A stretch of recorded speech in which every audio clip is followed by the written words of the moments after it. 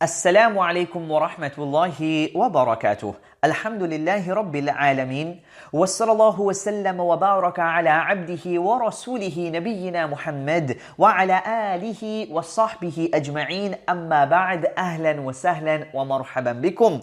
I welcome our dear brothers and sisters in al-Islam to the continuation of our explanation of the Hanbali text, Kitabu Furu al-Fiqh, by the great Hanbali scholar of al-Islam, Yusuf ibn Abdul Hadi al-Hanbali rahimahullah.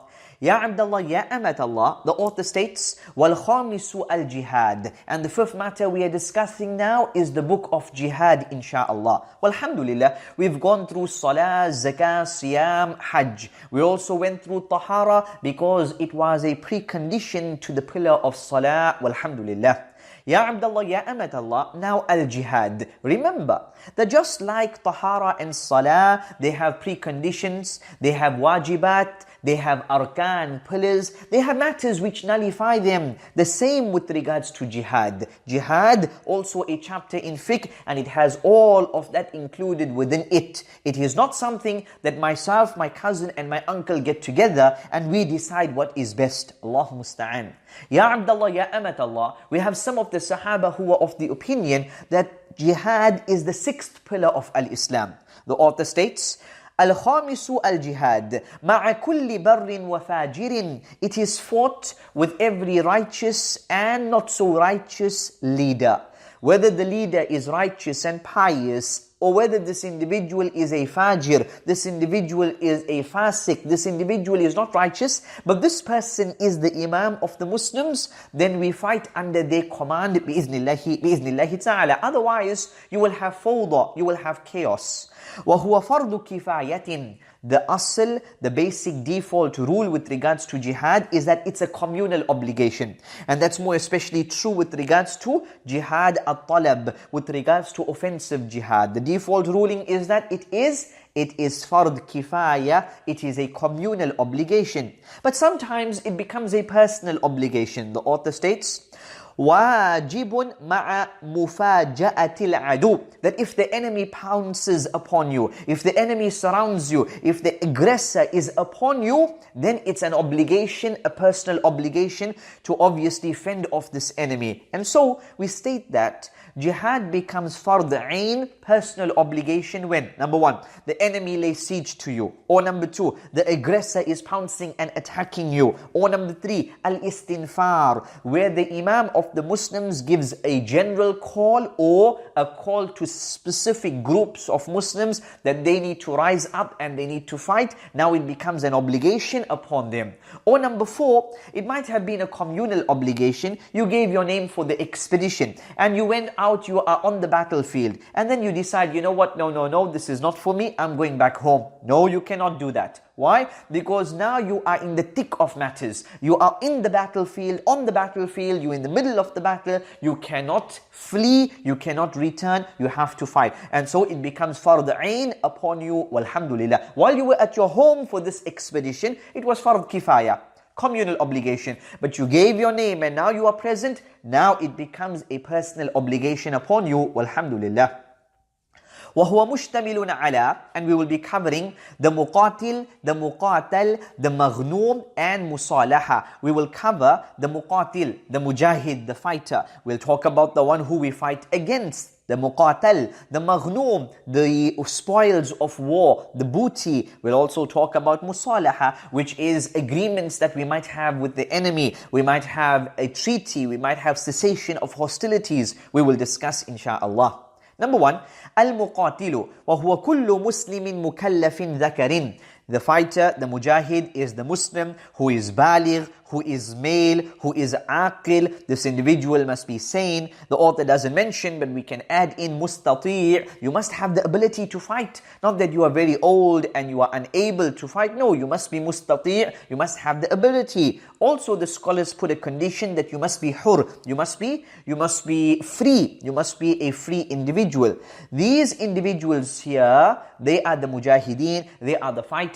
This is when it comes to fard kifaya type of jihad, communal obligation type of jihad. We don't ask the women to fight, we don't ask the kids to fight, we don't ask the old to fight, we don't ask the slaves to fight, etc. But If it is fard ain jihad, where the enemy is pounced upon you, they're in the following street, they are making their way towards you. Here, there's no choice, whether you're male, female, kid, old, young, whether you're paralyzed, whatever you can do, you need to do to defend, insha'Allah. So here we're talking about when it's a communal obligation, insha'Allah. So author states, فَيُقَاتِلُ كُلُّ قَوْمٍ مَعَ مَنْ يَلِيهِمْ مِنَ الْعَدُوِ. And for example, every group, they fight the enemy who is closest to them. They fight the enemy who is closest to them. So in some large city, then you on the east, you fight the enemy who's attacking you from that direction, insha'Allah. Also, when we say that the mujahid is the Muslim, so what if we have a disbeliever who wants to assist us, wants to help us? Then according to the madhab, you can take the assistance, of the disbeliever in jihad in times of darura. Only in times of darura, in times of dire necessity, then we can use their assistance, insha'Allah. We can make use of their assistance, insha'Allah. وَلَا بُدَّ لِكُلِّ جَيْشٍ مِّنْ أَمِيرٍ لَا يُقَاتَلُ إِلَّا بِإِذْنِهِ. Every army, cavalry, etc., they need to be under the command of an Amir, insha'Allah. The general Amir of the Muslims and also an Amir of their expedition. وَلَا يُحْدَثُ حَدَثٌ إِلَّا بِإِذْنِهِ. And they shouldn't do anything except with the permission of this Imam, except with the permission of their Amir. Also important that the fard kifaya type of jihad, you need the permission of your father and your mother. You need the permission of your Muslim father and mother. You also need the permission of the individual that you might be owing money to. You can't go out in battle and jihad, masha'Allah, and you are owing me $10,000. You need to sort this out. Have you left somebody behind with the money? Have you made arrangements to pay me? If you come to me and you seek my permission for you to go out and fight in jihad, which is communal obligation, and I give you the permission, alhamdulillah. But otherwise, I might be afraid. You go out, masha'Allah, you get your shahada. But what about my money? What about my $10,000? Subhanallah. Look at the adl of al-Islam. Look at the justice of al-Islam. Here you need to get the permission of your father, your mother. You need to get the permission of the creditor, insha'Allah. You need to have the general permission of the Imam of the Muslims. وَلَا يَحِلُّ لِلْمُسْلِمِينَ الْفِرَارُ مِنْ مِثْلَيْهِمْ. That needs correction. Not mithlihim, but rather mithlayhim. Mithlayhim. Correct that. وَلَا يَحِلُّ لِلْمُسْلِمِينَ الْفِرَارُ مِنْ مِثْلَيْهِمْ. It's not permissible for the Muslims to flee from an enemy which is double their size. So we are 10,000, the enemy is 20,000.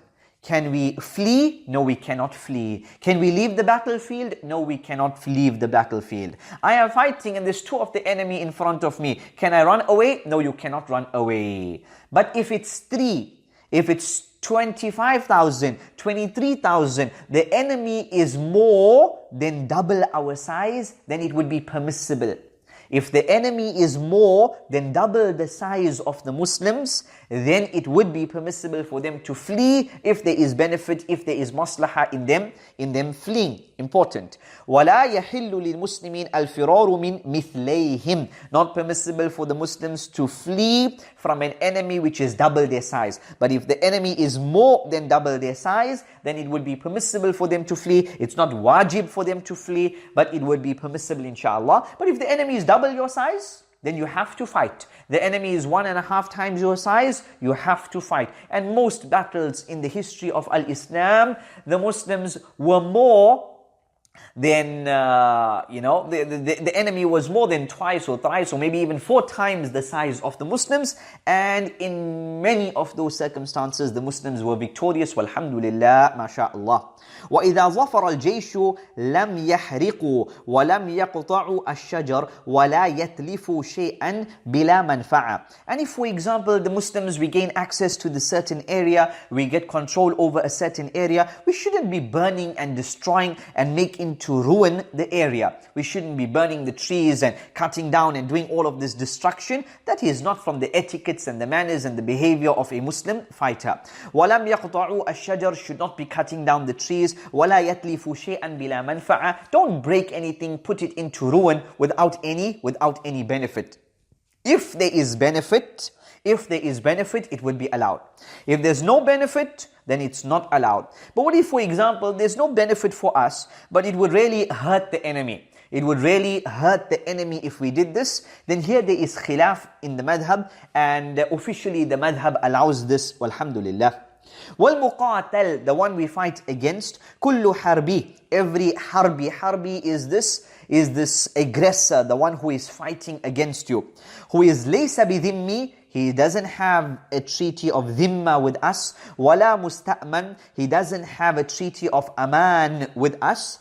إِنْ إِذَا كَانَ بَالِغًا عَاقِلًا ذَكَرًا, if this person is baligh, they are sane and they are males. Also this person does not have an ahd with us. So he's not a mu'ahad. He's not a mu'ahad. With regards to لَيْسَ بِذِمِّي, dhimmi is the one who lives in the Muslim land and they pay the jizya and they have our protection, walhamdulillah. So that's the dhimmi. Then we have somebody who is musta'man. He's like somebody who enters the Muslim lands and we give him aman. Any Muslim out there can say, I give this person protection and nobody else can interfere, can harm him, etc., etc. And this is mu'aqqat, it's a temporary type of pass, like a visa that we use today. And this here would be a maximum of 10 years, inshallah. This is aqd, aman, and we call the person who we gave the aman to the musta'man, walhamdulillah. Then we also have, the author doesn't mention, the mu'ahad, where we have a Muslim entity and a non-Muslim entity. For example, the Muslim state and the non-Muslim state, whether they be Jews, Christians, or whatever they might be. And we have a treaty between us. We have a treaty between us. This is enacted by the Imam of the Muslims, and it must not be something which is, in perpetuity, something for eternity. No, there must be a limit, 10, 20, 50, 100 years, etc. And so, as long as this individual is not a dhimmi, who is from the Jews, the Christians, or the Majus, according to the madhab, and living within the Muslim state, paying the jizya, so he is not a dhimmi, he doesn't have a hudna with us, there's no ahd between us, he is not a musta'man, then this individual fighting against us is in the category of the harbi. And the harbi is not women, not children, not the old, not the monk in the monastery who is not fighting, not the blind, rather it's the man who is a fighter, who is aqil, who is mature, who is dhakar, male, etc. وَإِذَا ظَفَرَ بِهِ, and if we got hold of one of these enemy combatants, if we get hold of any of the harbis, خُيِّرَ الْإِمَامِ فِيهِ بَيْنَ الْقَتْلِ, the Imam of the Muslims has options. What options? Number one, you can execute this individual, or man, setting this person completely free, let him go. Or for example, fida, where we exchange him, ransom him for some money, or ransom him for another Muslim prisoner that the enemy might have. So those are options. There's also the option of, putting him into slavery. So those are 4 options that the Muslim Imam has over the harbi prisoners. Excellent. But with regards to, we have these women who are prisoners, we have these children who are prisoners, etc. Here the option of killing them is not an option on the table. Why? Because they were not fighting. But what if we had these women and we have this priest, they were revving up the enemy against us and they were assisting the enemy and etc. Can we fight them? Yes, we most definitely can fight them. وَمَنْ قَتَلَهُ فِي حَالِ الْحَرْبِ مُنْهَمِكًا عَلَيْهِ فَلَهُ سَلَبُهُ. And whoever kills another, he kills the harbi, he kills the enemy combatant in the thick of battle, while the enemy is fighting him, فَلَهُ سَلَبُهُ. Then you can take the clothing, the arms, the gold, the silver that the enemy combatant has on him. You can take that which he has on him, that belongs to you because you are the one who killed him. وَمَنْ بَدَلَ مِنْهُمْ الْجِزْيَةَ حَرُمَ عَلَيْنَا قَتْلُهُ. And whoever pays the jizya from amongst the enemy, the ahlu dhimma, they are living, they are paying the jizya, etc., or they are living within the Muslim state and they are paying the jizya, then here we are not allowed to fight them. وَكَذَلِكَ كُلُّ مَنْ أَمَّنَهُ مُسْلِمٌ. Also, any of these individuals that a Muslim granted him protection, the Muslim gave him the aqd, the contract of aman, then we must respect this, insha'Allah. وَيَصِحُ أَمَانْ كُلُّ مُسْلِمٍ ذَكَرْ وَأُنْثَى. And every Muslim out there, male or female, can give this contract, this protection, this aman to any of the other, insha'Allah. وَكُلُّ مَنْ قَتَلَ مُسْلِمًا. But if any of these people they break the contract. How? They kill a Muslim, or zana bi Muslim, or they commit zina with a Muslim, or sabba Allah wa Rasulah, or they swear Allah, they slander Allah and the Rasul. In taqada ahduhu, his contract is now nullified. His contract is nullified, and then he becomes like the four options that the Muslim has over the Harbi prisoner. Remember the Harbi prisoner, we can execute, we can set free, we can ransom, put them into slavery. And so those are the four options which are on the table for the one who broke his contract. وَالْمَغْنُومْ مِنْهُمْ al-mal wal-ard. And as for the ghanima, we divide it into two categories. Number one is wealth, and number two, land. As for the wealth, we divide it into 5 portions. 4/5 we divide amongst the fighters, the mujahideen, and 1/5, this we divide as per the noble Quran, Surah Al-Anfal, verse number 41. We divide here, Lillahi wa li Rasul, wa li dhil qurba, family of the Prophet sallallahu alaihi wasallam, wal yatama, the 3/5, wal yatama wal masakin, the poor, etc., the destitute, and lastly, Ibn Sabil. So 4/5 are given to the fighters, and 1/5 is divided into 5 portions, and each 5th of that last 5th is divided as per the verses in Surah Al-Anfal, verse number 41. Walhamdulillah. وَالْمُصَالَحَةُ, or then as for the ard, the ard, فَالْمَالُ يُخَمِّسُهُ الْإِمَامِ, the wealth is divided into 5 categories, كَمَا ذَكَرَ اللَّهُ عَزَّ وَجَلَّ, as Allah mentions in the noble Quran. As for the earth, as for the land, فَيُخَيِّرْ الْإِمَامِ بَيْنَ وَقْفِهَا وَقَسْمِهَا. The Imam has 2 options. Either divide it amongst the fighters, or make it a waqf for the Muslims, as Umar radiallahu ta'ala had done in those early days.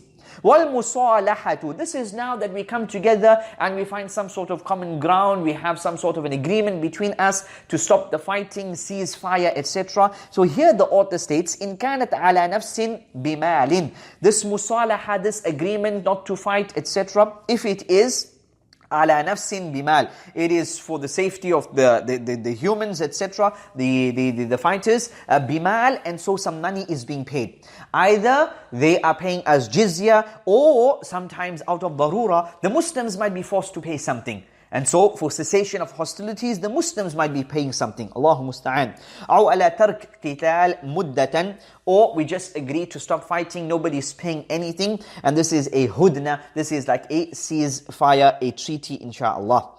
أو على أرض بأن لنا عليها الخراج, or we give them the land, so we have control over the land, the rules of Islam apply, and they can live on the land, but they need to give us the land tax, insha'Allah. مَتَى أَرَدْنَا أَخْرَجْنَاهُمْ, and whenever we decide that we want to remove them from this area, we can do that. You can live here now, we're not sure, 10, 20, 30, 40 years. When we decide we want you to exit, then you will have to exit. أَوْ لَهُمْ وَلَنَا خَرَاجٌ عَلَيْهَا أَيُّ ذَلِكَ فَعَلْ جَازٍ. أو على أرض بأن لها جيد أو لهم ولنا خراج عليها. Or for example, they can, the same thing, they can live on the land owned by the non-Muslims, it's under the state, it remains with them in exchange for a percentage of the produce. So there's either, the author mentions, the lands owned by the Islamic State, this is leased to the non-Muslims in exchange for a percentage of the produce, the kharaj. However, the occupiers must leave the land at any time we request, as discussed. Lands owned by non-Muslims. So this land is their land, owned by them under the state. It remains with them in exchange. This one here, we cannot ask them just to leave because this belongs to them. But here they will have to give us an exchange of the produce, the kharaj tax, insha'Allah. Walhamdulillah. Ya Abdullah, Ya Amatallah. With that, we conclude the matters pertaining to jihad, insha'Allah. As you've noticed, this book, Kitab Furu al-Fiqh, it is the most mukhtasar of the Hanbali texts available, insha'Allah. Very, very concise, walhamdulillah. The whole chapter of jihad only in 2 pages. It gives us a bird's eye view with regards to matters, insha'Allah. And that's very, very important for any beginner student of knowledge, walhamdulillah. Ya Abdullah, Ya Amatallah, remember, if your knowledge is above average, average. Your ibadah, your akhlaq, your character also supposed to be above average. Until we meet again, we ask Allah to keep you blessed. هذا وصلى الله وسلم وبارك على عبده ورسوله نبينا محمد وعلى آله وصحبه أجمعين. السلام عليكم ورحمة الله وبركاته.